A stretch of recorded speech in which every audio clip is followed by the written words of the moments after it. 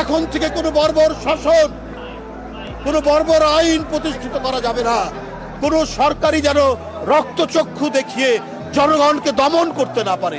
বিরোধী দল কথা বলবে, সমালোচনা করবে এবং এই সমালোচনার মধ্যে দিয়ে সরকার তিনি তার সংশোধন হবে। এখনো আপনার বাজার সিন্ডিকেট আছে।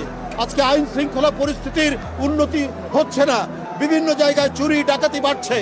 এখন থেকে কোনো বর্বর শাসন, কোনো বর্বর আইন প্রতিষ্ঠিত করা যাবে না।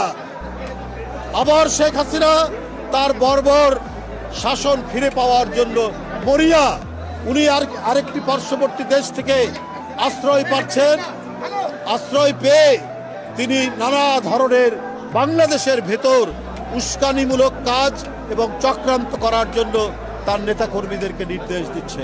কিন্তু জনগণের সাড়া না পেয়ে এখন তারা হরতাল আর অবরোধ করছেন অনলাইনে, জনগণের মধ্যে যেতে পারছেন না।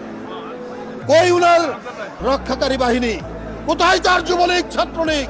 কোথায় তার র্যাব, পুলিশ, যাদের দিয়ে নির্বিচারে গণতান্ত্রিক শক্তির রক্ত ঝরিয়েছেন, লাশ করেছেন মাসুম বাচ্চাদেরকে?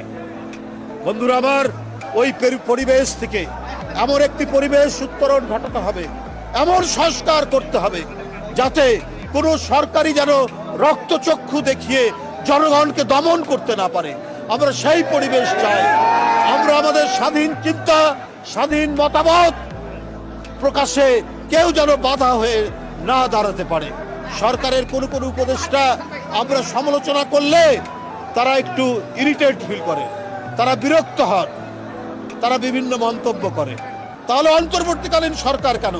আপনারা উপদেষ্টার পদ থেকে ছেড়ে দিয়ে রাজনৈতিক দল করেন কেন? গণতন্ত্রে বিরোধী দল কথা বলবে, সমালোচনা করবে এবং এই সমালোচনার মধ্যে দিয়ে সরকার তিনি তার সংশোধন হবে।